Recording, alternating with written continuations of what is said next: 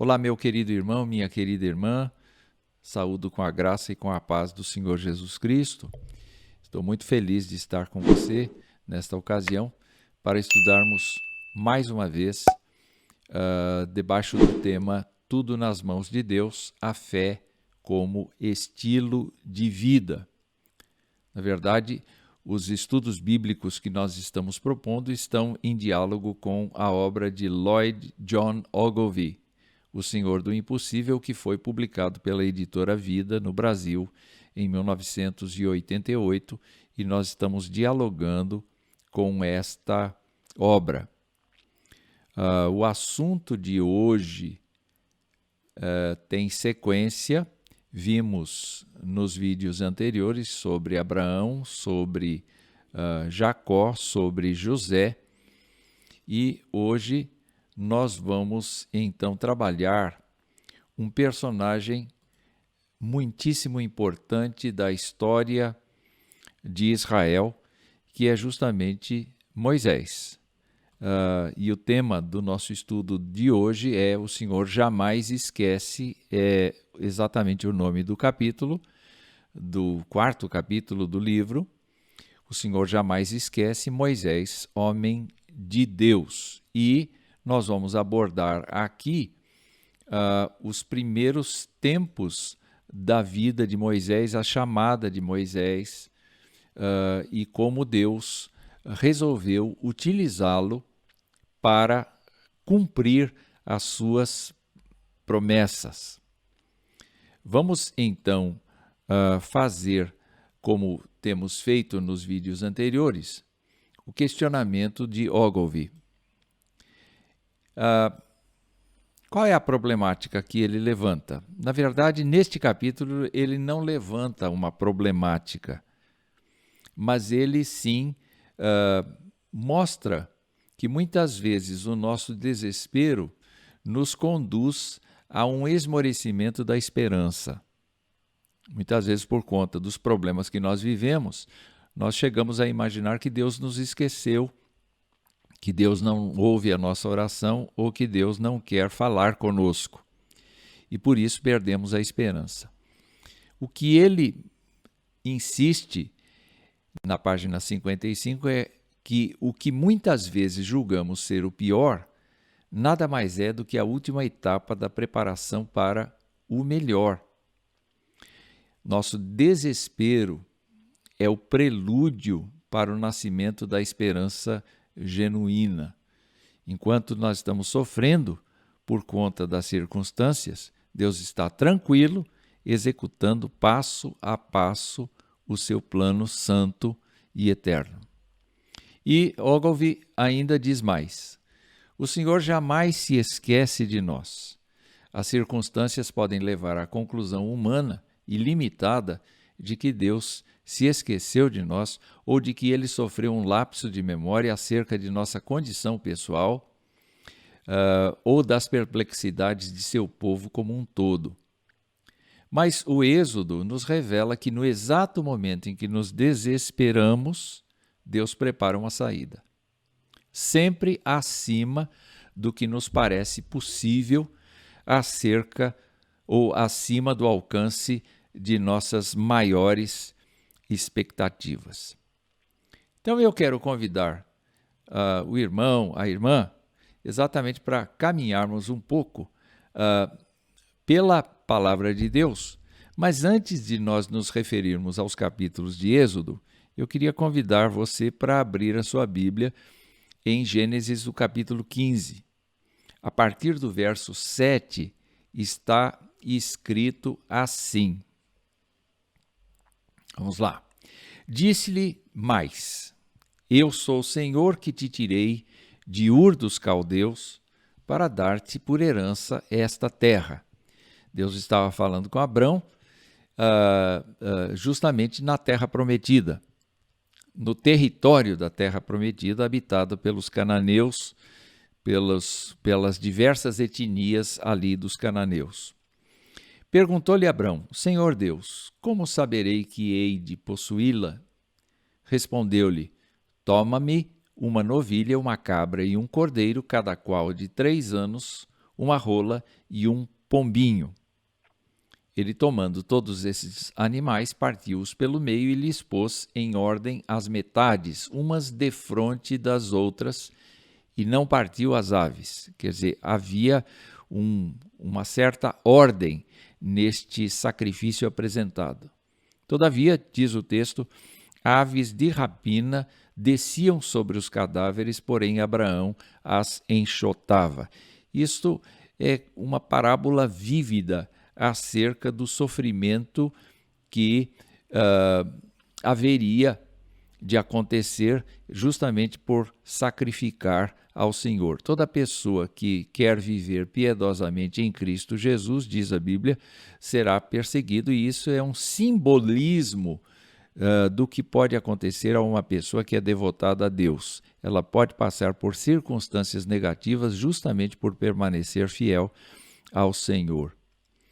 Ao pôr do sol, caiu profundo sono sobre Abrão, e grande pavor e cerradas trevas o acometeram. Ele ficou aterrorizado. Então lhe foi dito, Deus, na sua providência, revelou a Abrão o que aconteceria nos próximos séculos. E disse assim: sabe com certeza que a tua posteridade será peregrina em terra alheia e será reduzida à escravidão. Você já está visualizando tudo quanto aconteceu no Egito, não é? E será afligida por 400 anos. Mas também eu julgarei a gente a que tem de sujeitar-se, e aqui você pode se lembrar também das pragas do Egito, e depois sairão com grandes riquezas. E tu irás para os teus pais em paz. Serás sepultado em ditosa velhice.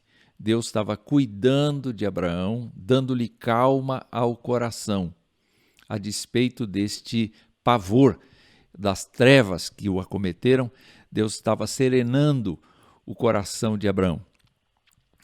E Deus termina a sua fala dizendo: na quarta geração tornarão para aqui, porque não se encheu ainda a medida da iniquidade dos amorreus. Os amorreus representam os cananeus, os povos habitantes da terra prometida. Observe que a vida do povo de Israel está restrita a 400 anos, 4 séculos, no Egito, distante, enquanto Deus está preparando a terra prometida para ser invadida e para ser possuída pelo seu povo. É muito importante para nós verificarmos que Deus age na história. Às vezes a gente pensa que a história está solta, que a história vai de acordo com a força do vento. Mas não é assim que acontece. Deus tem um propósito na vida do seu povo. Deus tem um propósito importante para que o seu povo realmente espere nele. Eu só quero voltar aqui a alguns trechos dos versículos que nós lemos agora. Primeiro versículo que eu quero destacar é que a posteridade será peregrina, ou seja, por 400 anos, ou 4 séculos, e mais um pouquinho, depois vamos ver isso, Israel estaria fora do lugar onde Deus havia prometido. Para quê? Com que natureza? Exatamente para que houvesse uma estruturação de povo, para que as famílias não fossem meramente famílias, mas se constituíssem em cidades e se constituíssem em ordens hierárquicas de governo da sociedade. Enquanto que a gente imagina que os egípcios governavam os israelitas, nós temos que nos lembrar que os israelitas tinham os seus anciãos, tinham os seus patriarcas, tinham o seu modo interno de governo e de obediência e de acatamento. Mas a promessa diz, Deus não esconde, que os israelitas seriam colocados como escravos. eles aprenderiam o valor das coisas, eles aprenderiam a depender de Deus, eles aprenderiam a orar, a suplicar a Deus por meio desta luta que eles passariam. Mas também o texto nos mostra que Deus faria o julgamento dos egípcios. E, passados não apenas 400 anos, mas passados muito mais, praticamente 500 anos, desde que Abraão ouviu esta promessa de Deus até a saída do Egito, porque tem Isaque ainda por nascer, por crescer, por casar, por dar vida a Esaú e a Jacó, e Jacó, na sua velhice, dar José, e José ir para o Egito e ficar lá vários anos. Só depois Jacó aparece no cenário indo para o Egito. Então nós podemos ver que eram muitos anos, eram mais de 5 séculos que Deus falou, 5 séculos que Deus falou o que ia acontecer a Abraão, e com certeza isso foi passando de pai para filho, foi alimentando de certa maneira a esperança. E Deus garante que vai julgar, e depois de julgar vai fazer com que o Egito doe as suas riquezas para Israel, a fim de que Israel parta não com as mãos abanando, mas com riquezas no alforje. E por último, está dito aqui que eles terão um prazo, sim, para ficar no Egito, mas o prazo não é contado apenas da parte no que se refere a eles, mas é contado também acerca da medida da iniquidade dos amorreus. Então, Deus está trabalhando com múltiplos povos, Deus está fazendo múltiplas atuações no mundo. Eu quero, então, mencionar alguns pontos que para mim são importantes. Desde a chegada de Faraó para morar no Egito, em Êxodo 1, até a saída dos israelitas para a Terra Prometida, no capítulo 12, são 430 anos. Mas não são os 430 anos de perseguição e de escravidão. Nós devemos nos lembrar que há uma parte desse tempo em que a família de Jacó se estabelece na terra. Ainda há 5 anos de fome, depois disso há mais tempo de gestão de José até que ele morre, e há tempos, então, por acontecer um ambiente de relativa paz. Gósen é descrita como a melhor terra do Egito, apropriada para a agricultura e a pecuária, onde é que Deus ia colocar o seu povo. Deus ia colocar o seu povo na zona de maior conforto e possibilidade de crescimento. O faraó que tinha favorecido a José provavelmente era um dos reis Ixos, um semita, não é? Uma dinastia de invasores semitas que tinham vindo da terra dos cananeus, da terra prometida, e foram se estabelecendo e chegaram próximos do delta do Nilo, e depois, então, graças às armas, eles conseguiram subjugar os camitas, que são os descendentes de Cã, que são os egípcios. Então, provavelmente o faraó era Ixo. Mas, após a morte de José e os de sua geração, a 18ª dinastia dos faraós egípcios começa com a expulsão dos Ixos em direção a Kadesh pelo rei Amoses. E nesse sentido, nós vemos que os israelitas, então, que estão no delta ou na região do delta do Nilo, não fazem parte do esquema dos camitas ou dos egípcios nativos, que deslocam a capital de Mênfis, atual Cairo, para Tebas, no interior do país. Então tudo muda.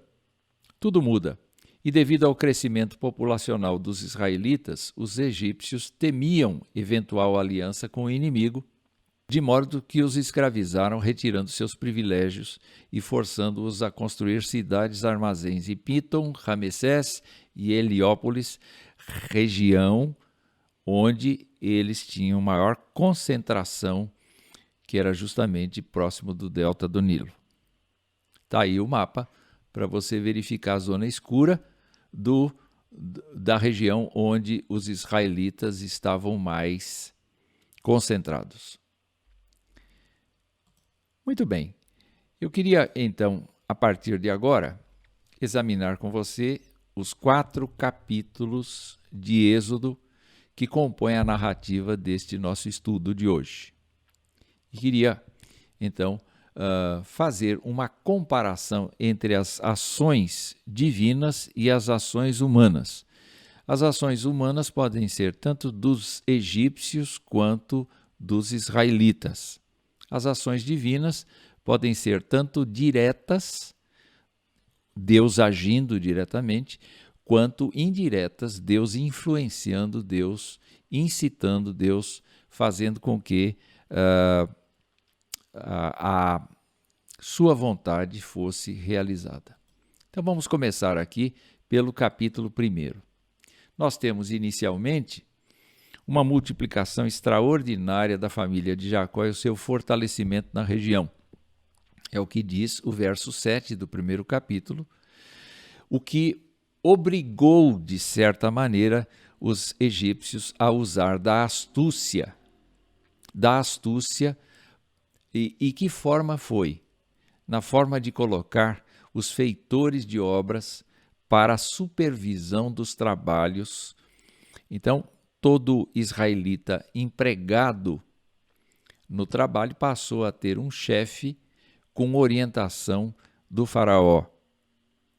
E nós percebemos aqui que eles começaram a afligir o povo, eles começaram a pressionar o povo.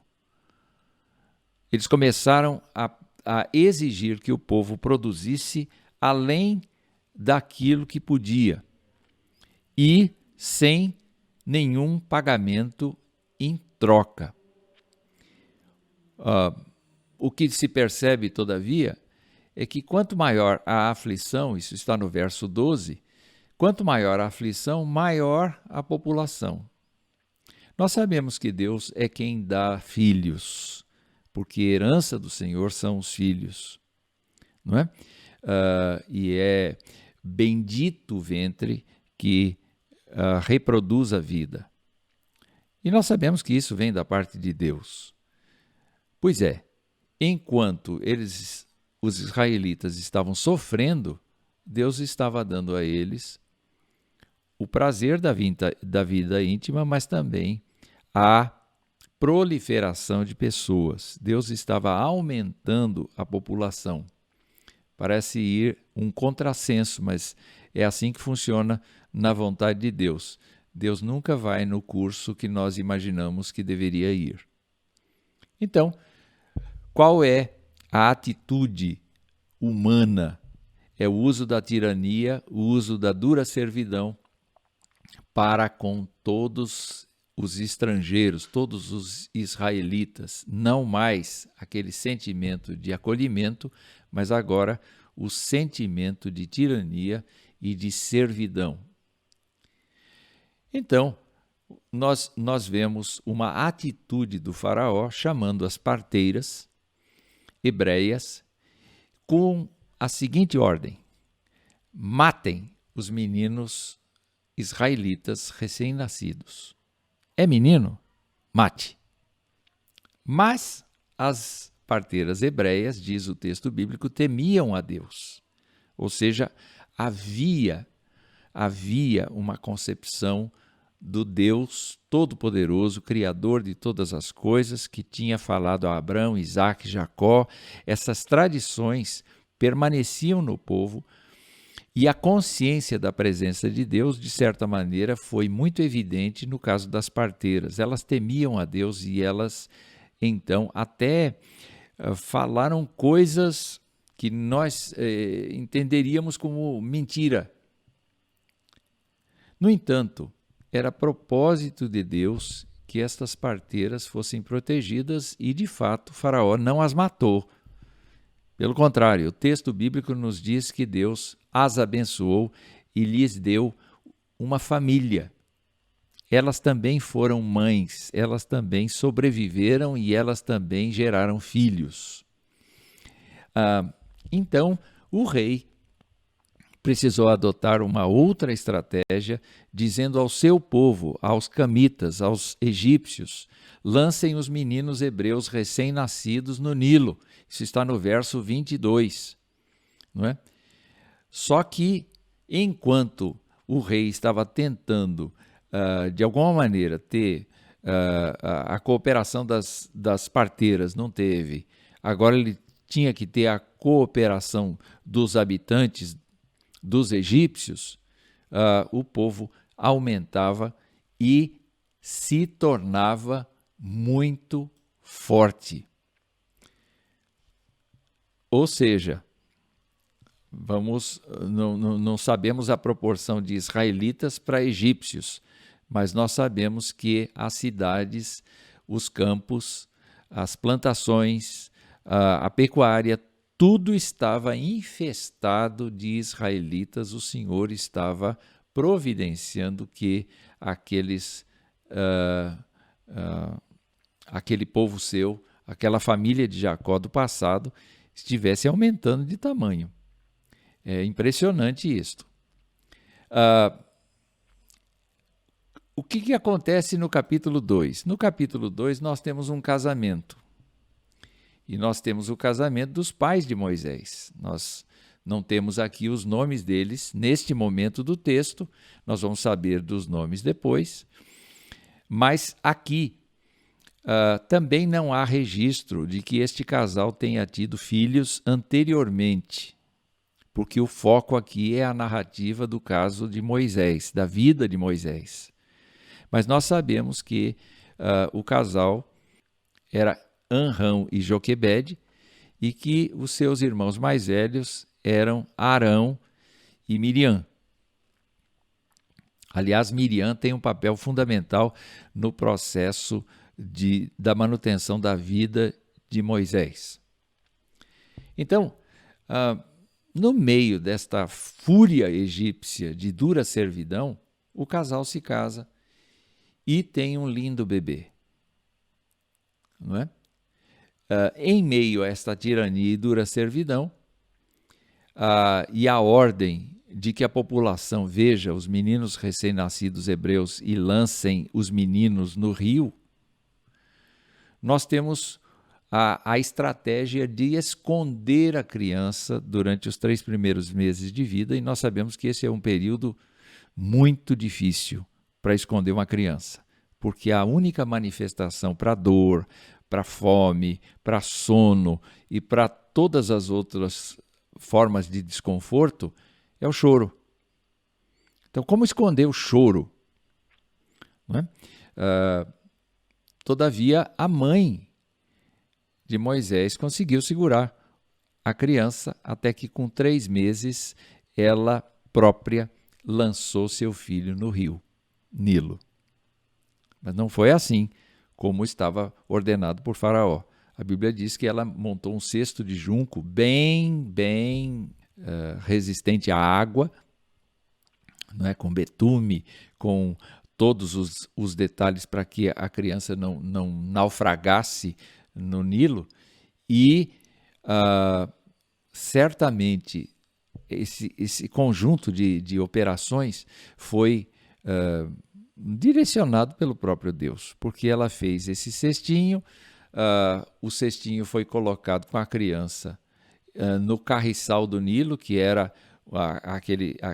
aqueles conjuntos de juncos, aqueles jardins de juncos, vamos dizer assim, concentrações de junco próximos do rio, de maneira que o cestinho ficasse relativamente preso ali.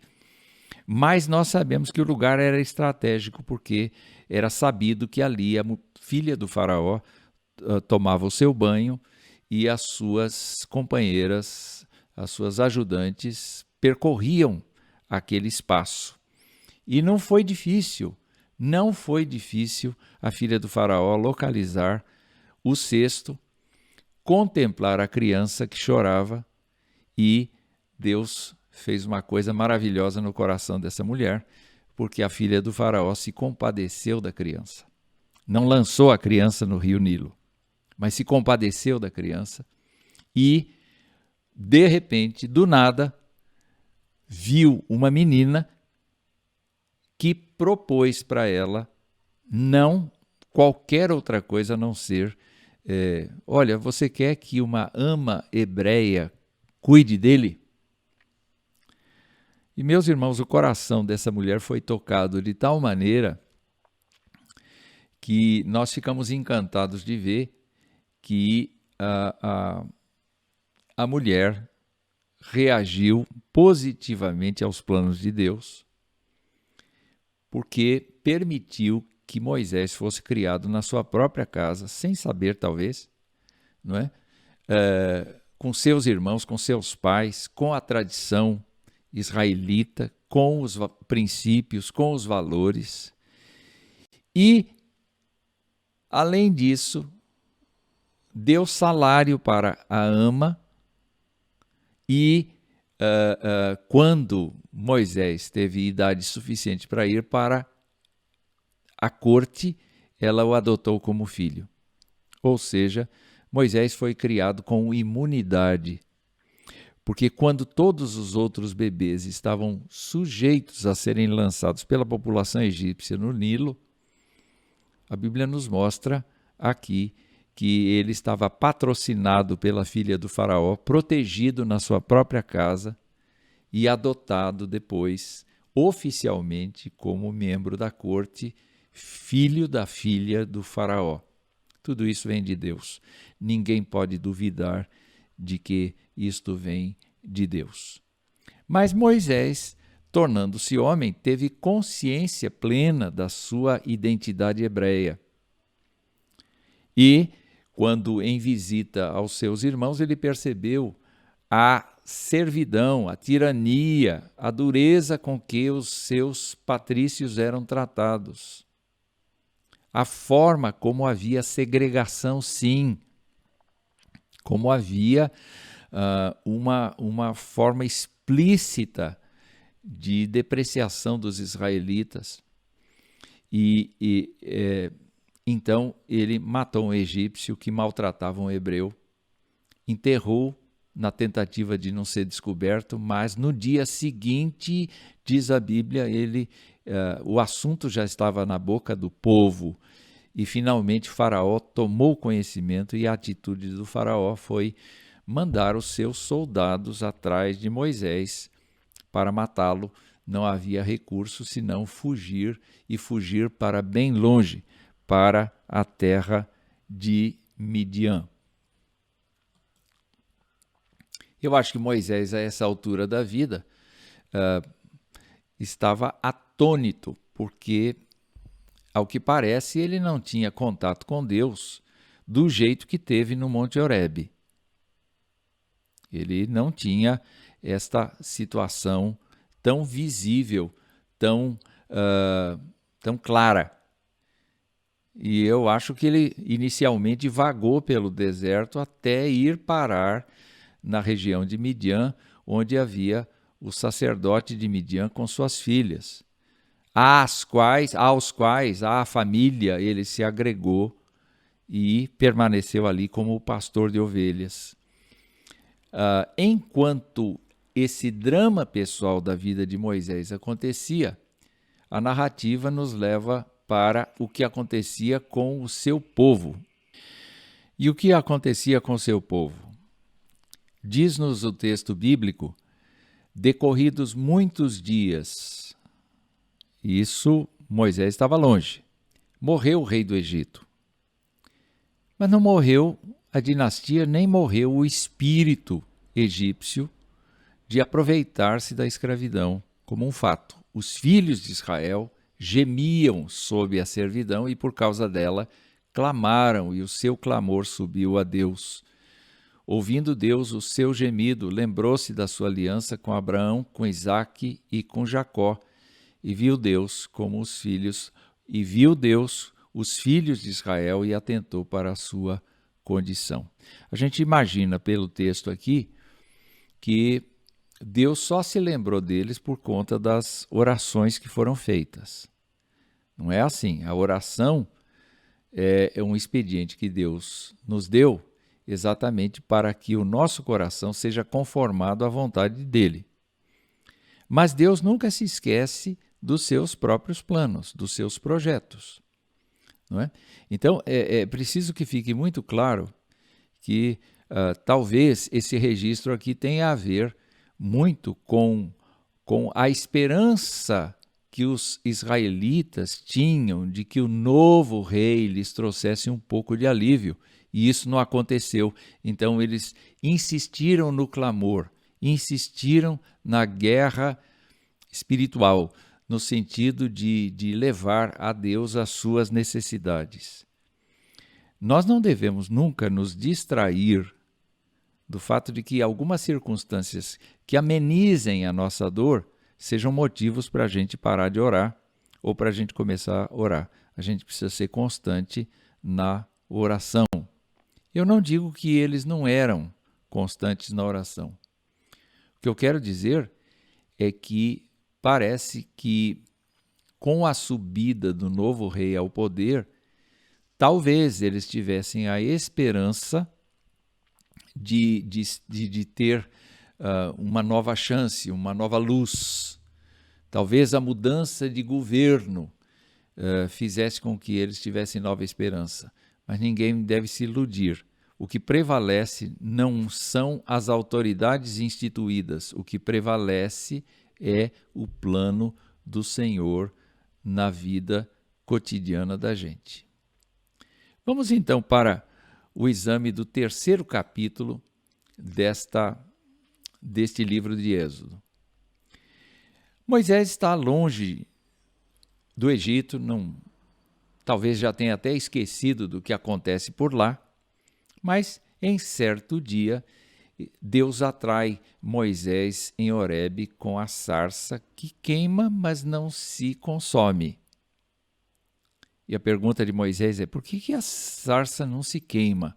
E atraído por essa curiosidade, que ele nem imagina que seja uma revelação do Deus bendito, provavelmente, seria um fenômeno, porque era comum na vegetação seca um raio ou uma fagulha fazer com que a vegetação pegasse fogo. Mas essa pegava fogo e não se queimava.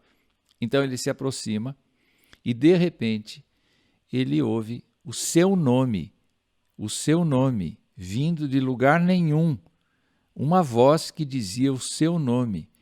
Ele se apresenta e Deus se apresenta a ele como Deus de seu pai, Deus de Abraão, Deus de Isaque, Deus de Jacó, Deus dos ancestrais, muito antigos. Abraão está há mais de 500 anos longe. Não é? Então,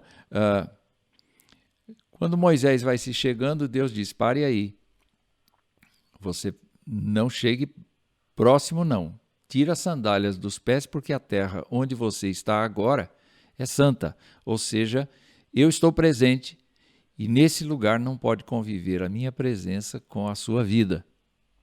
Então tira as sandálias dos pés, porque a terra onde você está é santa. E Moisés, no decorrer do encontro, esconde o rosto de temor de Deus. E Deus pacientemente compartilha com ele aquilo que já tinha compartilhado com Abraão. Deus sempre compartilha a sua vontade por meio de sua palavra, por meio da pregação do Evangelho. Deus sempre faz isso. E neste caso, Deus diz assim: eu vi a aflição do meu povo e eu tenho um plano de resgate. O plano está bem detalhado no capítulo 3, de 7 a 22. Não é? Está lá. Mas, naturalmente, é muita novidade para Moisés, que pergunta assim: quem sou eu para ir a Faraó e tirar do Egito os filhos de Israel. Quem sou eu para executar a vontade do Deus Todo-Poderoso? Quem sou eu para fazer alguma coisa em nome de Deus? Essa é uma pergunta que nos atinge também. Nós também temos essa dúvida, não é? No decorrer do seu plano, da apresentação do plano de resgate que Deus está fazendo, Moisés tem uma dúvida e diz assim, mas quando eu for lá e perguntarem para mim qual é o nome do Deus que você está trazendo aí, a mensagem do Deus que você está trazendo, qual é o nome dele? O que é que eu vou dizer a eles?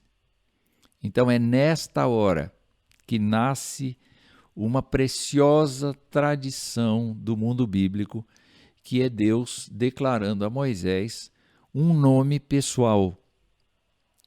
Deus era conhecido por Deus Todo-Poderoso, por Deus Criador, por Deus de todas as gentes, enfim, Deus era conhecido por vários nomes na sua época, mas Deus ainda não era conhecido por seu nome pessoal, que estava sendo revelado ao seu líder, ao líder escolhido, e que ia servir para ser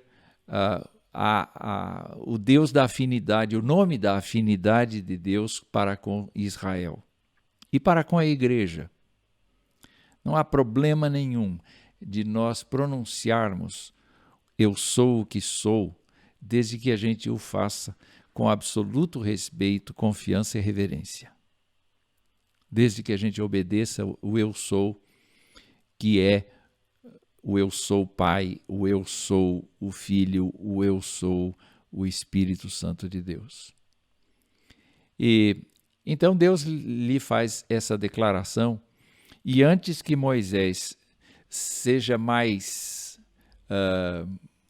demonstre mais fracassos, né, dúvidas, Deus lhe diz, eu serei contigo e a liderança de Israel ouvirá a tua voz.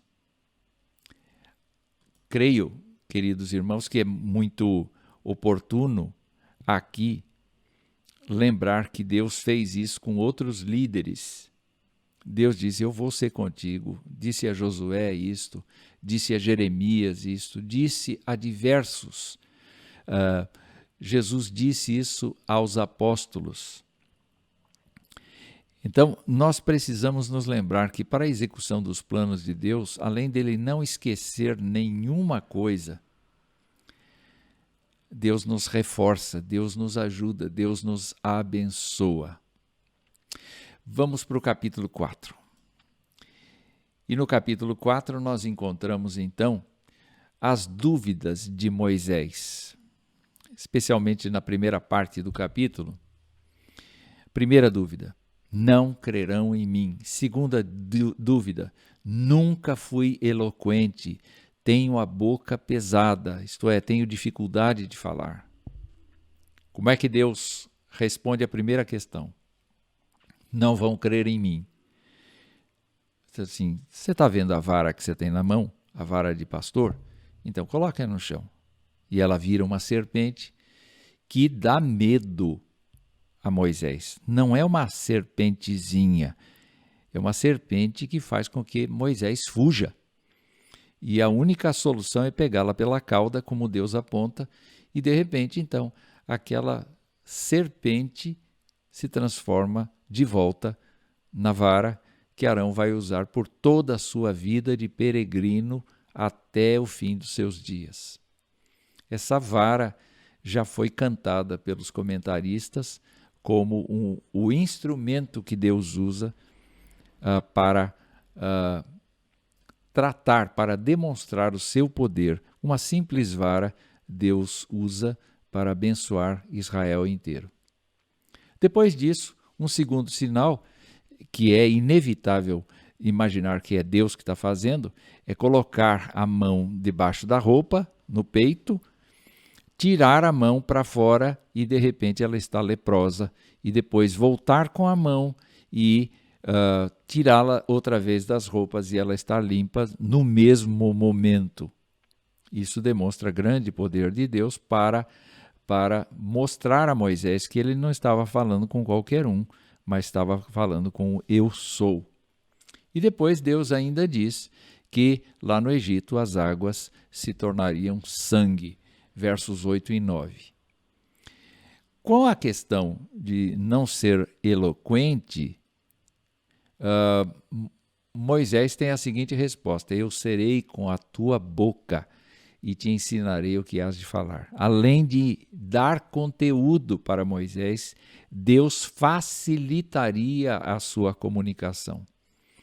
Mas para Moisés isso era uma barreira enorme. Então Deus vê a aflição do seu povo. Deus tem esse plano de resgate sob a liderança de Moisés, que está mencionado no capítulo 3, mas Deus se ira com Moisés. Mas não tira de Moisés a responsabilidade do que ele, Deus, escolheu para Moisés. Deus nunca vai nos tirar as responsabilidades diante das nossas desculpas.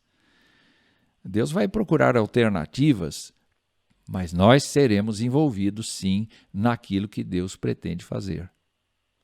Ele não vai mudar de ideia a respeito dos salvos, dos santos. E Deus, então, coloca Arão, o irmão mais velho de Moisés, como interlocutor. Então, Moisés recebe as revelações e Arão as comunica.